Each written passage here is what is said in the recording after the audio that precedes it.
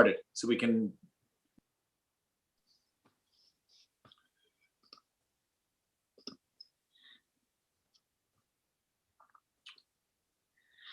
Okay, good evening, everyone. I'd like to welcome everyone to the Township of Springfield Planning Board meeting for March 8th, 2021 special meeting. Adequate notice has been given in accordance with the sunshine laws. Notice was published on Saturday, that's a new one, February 20th, 2021, and Friday, February 26th, 2021 in the Star Ledger, which is the official newspaper for the Township of Springfield for year 2021, and posted in the Annex building on February 22nd and February 26th, 2021. Can we do a salute to the flag, please? I pledge allegiance to the flag of the United States of America and to the republic for which it stands, one nation, under God, indivisible, with liberty and justice for all. Okay, well, Mr. Disco, since you are acting today as board secretary, would you please do a roll call? Yes, Mr. Chairman. Mayor Chris Weber. Here. Committeeman Rich Huber. Absent. Absent. David Barnett. Here. Andrew Schwartz. Present. Aaron Laufer. Here. Ryan Brendel. Absent. Marissa Ruggiero. Here. Vice Chair Sharon Kessel. Here. Chairman Jeff Tiger. Yes, here. Thomas Lopes. Absent. Scott Wishna. Absent. Okay. Yes, okay, perfect. Wishna is there. I don't know if you heard him. Scott Wishna is there. Okay. And given that we're missing a few, he's 100% eligible to vote. Okay, so this obviously is a special meeting for a redevelopment plan. Before we go over, Mr. Disco had a quick update on a project on Route 22 to give us a little bit update what's going on with the Nissan World in 60 seconds or less. Nissan World came to the planning board a couple of years ago for a site plan. They have the existing sales office showroom with a parking lot on the east side of that structure. They took over the World of Tile building. We're going to renovate that building and then add additional customer and automobile vehicle parking. Construction started very well. All the site work went, demolition work essentially occurred on the building except for the outer shell. And then over one winter, construction stopped. There was reports that there was some financial issues or whatever. And recently we have not seen that construction resume. So they are in a position where they are using the site for essentially a glorified parking lot without any construction on the showroom building at this time. So with the board's permission, we wish to communicate with them, say that they are out of their compliance with their site plan approval and really don't have the justification to utilize the site for parking since the approval and the certificate of occupancy or certificate of approval will be based upon the showroom and the site work in total. So that's in a nutshell what the issue is. So you're asking the board to authorize you to draft a letter just saying they're not in compliant, that either they resume construction or come back to the board for whatever relief that they may feel they need. Yeah, or if they want to change the scope of the project, same thing. Any members of the board have any questions for Mr. Disco? I'm sure he'll copy us on the letter so Jen can send it out when it's drafted. Any questions or concern? Nope. Nope. Seeing none. Okay, Mr. Disco, thanks for the quick update. The next thing is what we're here for the special meeting. This is a presentation by our township redevelopment attorney, Mr. Jessup, and our township planner, Catherine Sermad. I hope I pronounced that correctly. This is for Blacks Lane and Church Mall, 208, lot 7, 209, lots 1, 4, and 5, Academy Green right-of-way, a portion of Blacks Lane right-of-way for preliminary investigation and important a non-condemnation area of need. So if everyone recalls, this has gone on for back and forth. The planning board in prior years deemed a good part of this area, probably 90% in an area of need of redevelopment. An applicant came and chose to redevelopment and had a plan. They since then have changed their mind and I believe sold to other owners.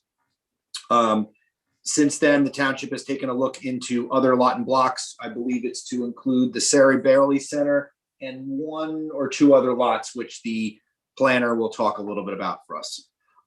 So what we're here for, we're not reviewing a plan. There's no construction plans, no nothing. It's just for Mr. Jessup and the township planner to help us understand whether it meets the criteria for an area of need of redevelopment with non-condemnation. So it's very simple. No plans right now. There will be plans at another given part in time, but it's just for us to be able to say, does this area in need of redevelopment? And 90% of it, we've already come to that conclusion. They're just adding in a lot and block. So I'm going to turn it over to Mr. Jessup to give us a little overview. Sure. Thank you, Chairman, and good afternoon, everyone. Matt Jessup from McManaman, Scotland and Bauman. We are the Township's Redevelopment Council. We haven't been before you in a little while. It's good to virtually see everyone. Jeff gave a great primer, so he's ready to be the Township's redevelopment lawyer, I think, which maybe is a scary thought. But let me just spend a minute giving you a brief background here. Earlier in 2020, the Township Committee adopted a resolution referring 3 properties to you to study whether or not those properties meet the criteria as an area in need of redevelopment. They were Block 208, Lot 7, Block 209, Lot 1, and Block 209, Lot 5. And then subsequent to that, at the end of 2020, the Township Committee adopted a second resolution which added to those 3 properties, Block 209, Lot 4, the Academy Green right-of-way, and a portion of the Black's Lane right-of-way, all of which Catherine will describe to you in a minute. So the Township Committee has, under the redevelopment law, asked you, the planning board, to study these properties. Catherine has prepared that study and a map, and she'll take you through that in a minute. And if you determine that you believe that these properties and rights of way do meet 1 or more criteria under the redevelopment law as an area in need of redevelopment, and in this case, a non-condemnation area in need of redevelopment, which is to say that the township will not be able to use eminent domain to acquire property from the existing property owners, then the next step under the redevelopment law is for the planning board to make a recommendation back to the Township Committee that you believe the Township Committee should declare these properties an area in need of redevelopment. From there, the process will go back to the Township Committee, and they will have the ability to adopt a resolution declaring the properties an area in need of redevelopment, and then we have a completed redevelopment area. From there, as Jeff was referring to earlier, the Township Committee will prepare a redevelopment plan, which becomes the zoning for the redevelopment area. And similar to the redevelopment area, that redevelopment plan will come before the planning board for your review and recommendation pursuant to the redevelopment law before it is adopted by the Township Committee. And then from there, we get into redeveloper and site plan and all the things you're sort of you're used to as a board. So we're sort of at step 1 of a 3-step process tonight, critically to determine whether or not these properties meet the criteria as an area in need of redevelopment. And to that end, unless Chairman or any of the members have any questions, I would turn it over to Catherine to take you through the study and to report to you the results of that study. 1 second. Thanks, Mr. Jessup. Glenn, does she have to be sworn in or no? You betcha. Okay, Let's Catherine. swear her in quick. Catherine, wherever you are, raise your right hand, please. Do you swear to tell the whole truth and nothing but the truth in proceedings before the board tonight? Tell if you got. I do. And what is your name? My name is Catherine Sarmad. My last name is spelled S-A-R-M-A-D. You can put your hand down. And you're a licensed professional planner in the state of New Jersey. Is that correct? I am, and my license is current and up to date. Mr. Chairman, I think that's all we need because she's one of our people. Go ahead, Catherine. Thank you. Thank you, everyone. Thank you, Mr. Tiger, Chairman Tiger, and Matt for giving the introduction. I think that was a very thorough background to how we got here. Hopefully everyone had a chance to review the redevelopment study or preliminary investigation report. I'll throw around those terms to describe the report. I believe it was posted on the Township website. And so if anyone members of the public are viewing this, hopefully they had a chance to review as well. So I'm going to walk through this presentation as a way to just go through the study, describe the properties that were studied through different lenses like the history, the zoning, the municipal records, and ultimately to provide an analysis of how these properties met the criteria under the local redevelopment and housing law, or if they did not. And so, as discussed before, there were 4 properties that were studied. Block 208, Lot 7, which is the Sarah Bailey property. Block 209, lots 1, 4, and 5. Lot 1 is developed with the United Methodist Church and the cemetery that's attached to that right along 78. And Lot 4 is, you might not even know that it's a separate parcel, but it's the end of Academy Green next to the Spring Mill Manor. It's utilized mostly as a parking lot. If you've ever driven on that road, it looks like it's attached to Academy Green and Black's Lane, but it has nothing on it. And Lot 5, which is developed with the Spring Mill Manor building, which is an age-restricted apartment building. So the combined area of these 4 properties is about 4.16 acres.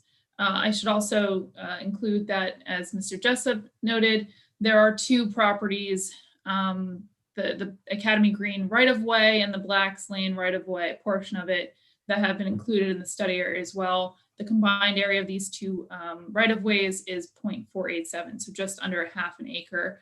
In total, the study area is about 4.6 acres. It's generally located within the downtown. If you're going down Morris Ave, you'll probably see the Black's Lane right-of-way, which loops back to Academy Green and down to Church Mall. There's some development going on right at the corner of Church Mall and Morris Ave. The 78 is to the north of the study area. There are residential properties along Block 208, Lot 5 to the south, and by commercial uses along Morris Ave further south. There's the First Presbyterian Church just to the west along Church Mall, and there's another cemetery, and then Walnut Court further west. And there are commercial industrial uses across Main Street further east of the site. A site visit was conducted December 21st of last year. So about 2.5 months ago now. The photos that were included in the report were from that day. There was snow on the ground. So if you didn't have a full understanding of what some of the development looked like, it's because there was snow there. And while access to the buildings would have been ideal due to social distancing and Corona, we did not go into any of the buildings that are on the properties that are in this study area. And I will discuss how that kind of played into some of our determinations and some of the criteria that were analyzed for the properties. The zoning for the properties that is currently in place for Block 208, Lot 7 and Block 209, Lot 1 is the GC General Commercial Zone. And for Block 209, Lots 4 and 5 is the Affordable Housing Senior Citizen, or the AHSC zone. A review of the master plan documents is something that we do as part of these studies to see if they were ever mentioned, or if there's any goals or objectives that have been linked to the study area or any of the properties within the study area.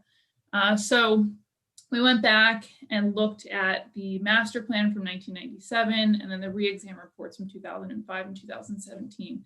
I won't go into the details. The report kind of lays out a lot of the goals and objectives that were contained in those reports, but overwhelmingly, they supported the redevelopment of the downtown. And let's say that more generally, yes, that's the whole Morris Ave corridor, the whole downtown. But in specific, they brought up the Church Mall area a number of times back to 1997 until 2017. And the 2017 master plan, I'll just bring out one quote, noted that a redevelopment plan has been provided for new residential development in the Church Mall neighborhood, although no site plan has been submitted as of this time. Redevelopment at the center of Springfield will continue to be an issue until the entire redevelopment plan is realized. And so I just noted that because it shows that this portion of the redevelopment in the town was seen as something that was critical. It was seen as a puzzle piece to, let the dominoes fall and for the rest of redevelopment in the downtown. And saw that it was an obstacle as far as the rest of the redevelopment if it wasn't ever continued and seen through. And so that's a very quick and dirty description of what was included in the report as far as the background on the properties, some of the history and some of the description of the properties. The real crux of the report is the criteria that are applied as far as redevelopment to determine if the properties can be determined an area in need. And so I'm sure many of the board members have been through this with other redevelopment studies. There are 8 criteria under the local redevelopment and housing law that may be applied. And then there's something is known as Section 3, which essentially says that, if a piece of property is critical to a redevelopment area, it may be included as well. And so our findings of the preliminary investigation report are based on the evidence throughout the document, including the exhibits, the appendices, the mapping, the site visits, the photographs. That all played into our arguments for the criteria. And so of the 8 criteria, 3 criteria were basically applicable, we felt were applicable. Criteria C, which very quickly, I'll summarize that, is land that is owned by the municipality, the county, a local housing authority, redevelopment agency or redevelopment entity, or unimproved vacant land that has remained so for a period of 10 years prior to the adoption of the resolution, and that by reason of location, remoteness, lack of means of access to develop sections or portions of the municipality, or topography or nature of the soil is not likely to be developed through instrumentality of private capital. Criteria D, again, a summary, areas with buildings or improvements which by reason of dilapidation, obsolescence, overcrowding, faulty arrangement or design, lack of ventilation, light and sanitary facilities, excessive land coverage, deleterious land use or obsolete layout, or any combination of these or other factors are detrimental to the safety, health, morals, or welfare of the community. And finally, criteria H, which is the designation of the delineated area is consistent with smart growth planning principles adopted pursuant to law or regulation. And so those were the 3 criteria that we applied. For criteria C, we applied it to and did an analysis for 2 of the properties. Those 2 properties were block 208 lot 7, which is the Sarah Bailey property, and block 209 lot 4, which is that piece of property I described at the end of Academy Green at the intersection with Black's Lane. So the report describes the analysis undertaken for block 208 lot 7 for the Sarah Bailey property was included a lot of information anecdotally and from past years and news articles about the property. Unfortunately, again, we didn't have a chance to go inside the building, but what was shown through all this historical evidence was that there was an opportunity in the past to utilize the Sarah Bailey and to improve the building. It used to be used as the senior center, and essentially in 2012, 2013, there was 2 buildings, the Chisholm Center, which is now where the senior center and senior activities take place, and this building to have improvements done. And essentially the other building was chosen. Some quotes that were telling were that some seniors expressed dissatisfaction with the facilities, noted that many in town did not know about the building because of where it was located, how it was tucked away behind Morris Ave. And also there was a number of fire department violations in early 2014, and then the building was closed by 2015. And so we felt that this site did meet the criteria under C because it was a site that, one, is owned by the township. It's isolated and relatively small in size, and it's located on a cul-de-sac that is not well traveled at the northern extent of the township, and therefore it's not likely to be renovated or redeveloped through private capital. And so the township also has a long history of utilizing the site for civic uses back to the 40s until recently in 2015. But since the time of the building closing the last 6 years, and since no major renovations were ever done to the building, it shows some evidence that the building might have lived out its usefulness. It may no longer be able to serve the community. And so we felt that it did meet criteria C. For block 209, lot 4, which is the vacant or just paved parcel at the end of Academy Green, this property, like I said, most people don't know that it looks like it's part of the street. It's added to the irregularity of that right of way. If you've ever driven down the Cartway from Black's Lane to Academy Green, you'll notice that there's parking, there's 90-degree angle parking. And so the site has remained vacant. It sits at the corner of the right of way very irregularly, and it has not been developed. And so because it is vacant and undeveloped for at least 10 years, it meets criteria C. For criteria D, 4 parcels were analyzed under this criteria. That was block 208, lot 7, the Sarah Bailey, block 209, lot 1, which is the cemetery and the Methodist church, lot 4, which I just described, the end of Academy Green, and lot 5, which is the Spring Mill Manor site. For the Sarah Bailey system, again, I mentioned that the building needed some maintenance. It needed some repairs, at least a new heating system. I myself have not gone in the building, but what I've heard from people in the township who have been is that that building is not in good shape. Again, we did not do a internal inspection of the building. I believe there are maybe some architectural reports that would provide evidence. However, at the time that the study was conducted, I myself did not have a chance to go in the building. And so to be on the conservative side, we did not include this property under this criteria because we could not assess the level of dilapidation and if it could rise up to the level of the criteria. And so it was not included under this criteria. Catherine, can I interrupt you for a second? Our planner, Keenan Hughes, is going to have to leave in a few minutes. I just want to get his, I think you covered a lot of this stuff anyway. I think we're good, but. Yeah, Mr. Chairman, I actually just got news that my 6 o'clock hearing was canceled, so I'm good. Don't interrupt for me. Keep going. Thank you. Oh, okay, Catherine, you can go. But I think the board's got the gist of it, but continue. Sure. I'll try and be a little bit less wordy. So the block 209, lot 1, which is the Methodist church with cemetery, upon a site review, site visit, there was some level of dilapidation noticeable from the outside of the building, some broken windows, some boarded up windows. However, again, we couldn't go for an internal inspection of the building, and so it was unclear what the inside of the building looked like, and we did not know if it could rise to the level of this criteria, and so it was not included under criteria D. For block 209, lot 4, again, this is located at the dead end of Academy Green. Combined with the location at the intersection with Black's Lane Cartway, it's got this very unusual streetscape. The eastern end of the parcel has overgrown with a little bit of vegetation, a broken fence, which separates it from block 209, lot 5, the Spring Mill Manor site.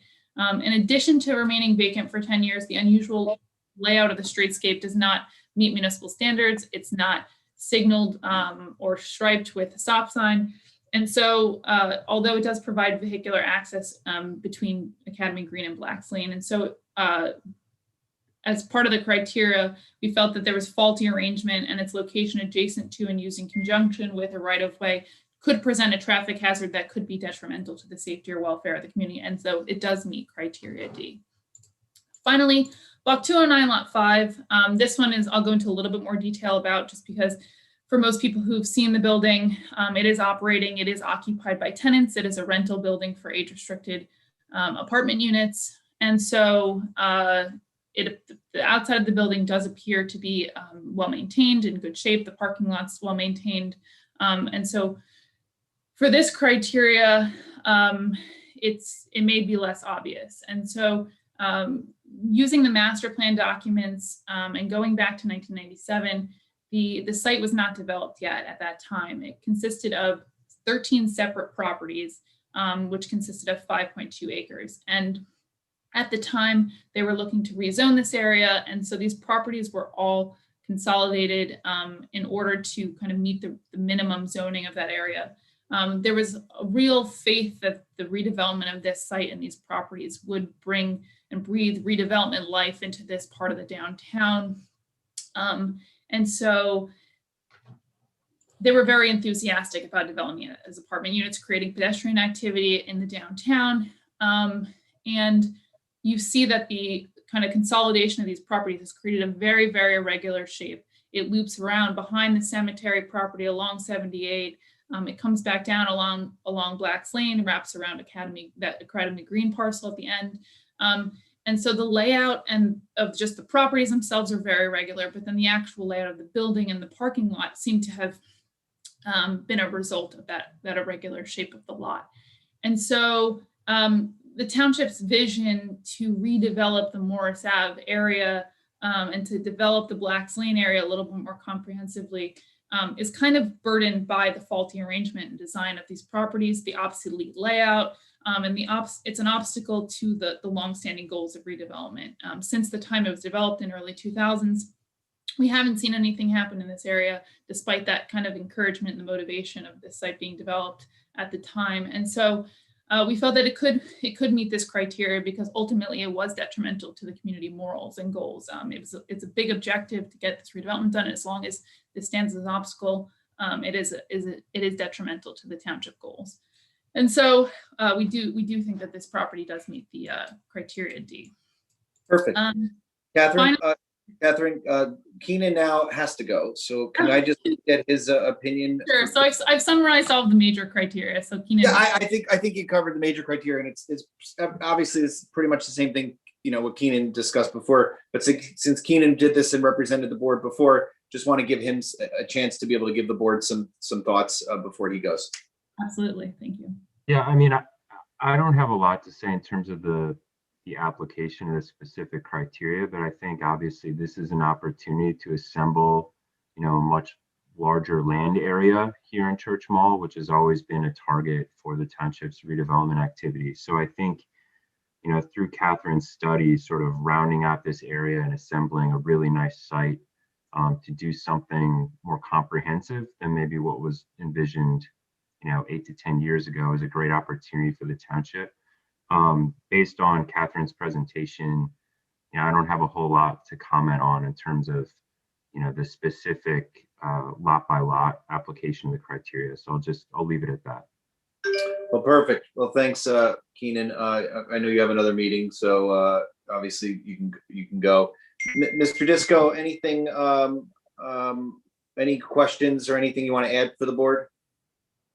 No, those who were familiar with Sarah Bailey and the church building, the word is that they just are structurally deficient, never going to be used without a complete knockdown. So the approach was conservative, but if anybody did get in there, they would have came to that conclusion that they're unusable. Yeah, perfect. All right, Catherine, I think it was a great job. Can I open it up to the board? Sure, I'm going to share one map real quick, just sure, so that'd be helpful for questions. The map here, I'm going to share it now. The map includes the properties that were previously designated. I just wanted to show so people can understand. So Morris Ave is at the bottom of the screen, but the properties that are bounded in yellow have already been designated an area in need. So when we're talking about this more comprehensive area, I just wanted to show the properties that exist in the area in need. They're hatched based on what years they were designated, but the properties in blue are the ones that we were discussing tonight. And then I just shaded out the cemetery area. There's a light shading over it. So just so everyone has their bearings. Very helpful. This is actually very helpful, Catherine. Okay, so I'm going to open it up to the board. First person, Mr. Schwartz. I'm good. I don't have any questions or comments. Perfect. Thank you, Mr. Schwartz. Mayor Weber. No comments, no concerns right now. Mr. Barnett. Let me just add quickly into the record that the redevelopment subcommittee met last week, I believe, with Catherine to discuss this matter, and we came away without any issues about recommending this as an area for redevelopment. Other than that, I have no comments, no more. Perfect. Aaron? I have no questions at this time. Perfect. Mrs. Ruggiero?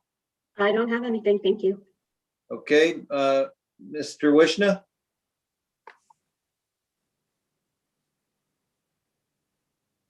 Mr. Wishna, you may be on mute.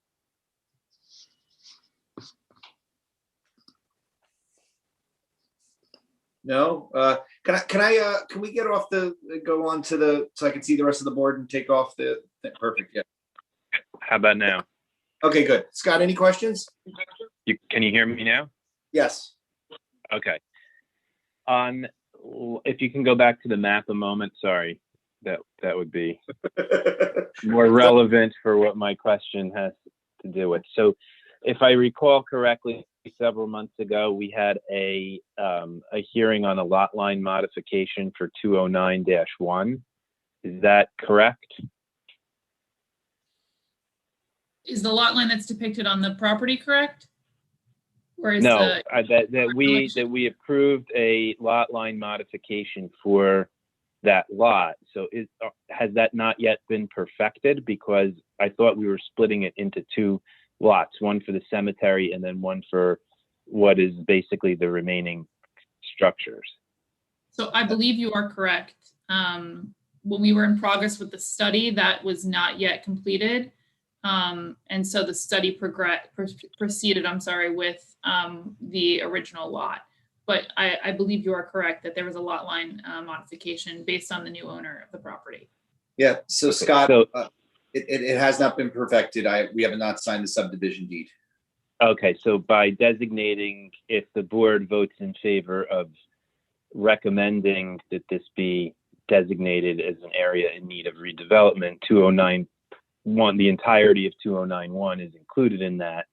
I guess my question is, if at some point the lot line modification does get perfected, it would be applicable to both lots, correct? So we're talking about whatever we show here on 209-1 would be included in that. Correct. Correct? That's correct. Okay. Okay, that's what I needed clarification on. Okay, thank you. That was it. Ms. Kessel? I have nothing. And I have nothing either. Okay, so Mr. Jessup, is there anything to summarize, or can I just open it up to the public? No, public hearing, please. That'd be great, Okay. Chair. Mr. Keynes, anything before the board? Nope. Nope, we'll just talk to Matt at the end and see which way he wants to go. That's all. Yeah. With a letter or a resolution. With the resolution, I think. Well, we'll let Matt tell us as our development counsel. Sure. Any members of the public that I see no questions in the queue. So Apu, is there any members of the public that we can, if they raise their hand saying they have a question, we'll promote you to the public portion? I see two people, but I see no hands raised, sir. Okay, we'll just give it one more second just in case they're getting ready, because I want to be able to have them have any opportunity. Going once, going twice. If anyone has any questions, there's a Q&A button. Just raise your hand and we'll get you promoted. Okay, seeing none, I'm going to close this matter to the public portion and remand it back to the board. So Mr. Jessup and Mr. Keynes, what are we doing? Matt, would you prefer a resolution or a letter? You did a resolution, that's fine. We prepared a letter just in case too, so we could take action. I think the resolution will do the job just as well as the letter. I don't think it really matters to you. Yeah, Glenn, either is fine for me. I think in the past, the board has adopted a resolution, but that's not, the redevelopment law does not require a planning board resolution. It just requires that the recommendation is transmitted to the township committee. So whether that's by chairman's letter authorized by the board tonight, or whether you just want to adopt the resolution and flip that over to the clerk of the township tomorrow, it's really up to you all. I recommend that we do the resolution because there's nothing like tradition. Yeah, okay, good. Okay, so, I think no one had any questions. I'm going to just take a step just in case anyone wants to ask anything further from the redevelopment planner, Mr. Jessup, or any of our or Mr. Disco. Seeing none, then I can entertain, this would be a motion well, let me take a step back. Everyone saw the resolution. It was on the Google Drive. It was drafted by Mr. Jessup and reviewed by Mr. Keynes. I've reviewed it as well. I see no issues with it. Any questions with it? Okay, so if someone wants to, Sharon or someone wants to jump in? I'll make a motion. So it's a motion to approve the resolution. I guess that's it, just the motion to approve the resolution after having considered all of the evidence and the testimony, that the planning board adopts the recommendation that's contained in the study, that the area be declared a non-condemnation area in need of redevelopment, and that this resolution should be approved. Get a first and a second, please. That's the first. Second. All right, I would just suggest Sharon had all the right words. Just, I would flip the order, that's all. It's a motion to accept the study and Okay. adopt the resolution. But you did great. You did great. So just as amended, just same language, but just flip it. That's all. Who seconded it? David or Andrew did? Okay, can you do a roll call, Mr. Disco? Vice Chair Sharon Kestel, Yes. Andrew Schwartz, Yes. Mayor Chris Weber, Yes. David Barnett, Yes to approve. Aaron Laufer, Yes. Marissa Ruggiero, Yes. Chairman Jeff Tiger, Yes. Scott Wishna. Yes. Motion Perfect. is- Okay, so I'll sign this and transmit it to the governing body because I believe there will be taking action tomorrow on our thing. So last thing is our next meeting is different. It is April 12th at 6 p.m. April 12th is a different day because of school spring break and so forth. So just make sure April 12th. Catherine, Mr. Jessup, thank you very, very much for presenting to us. We look forward to having you guys back when you do a plan so we can really get redevelopment kicked off additionally in the town. So thank you, guys. So I see Mr. Schwartz wants to make a motion to adjourn. I make a motion to adjourn. Second. All in favor? Aye. Bye. Okay, see you guys next month. Thank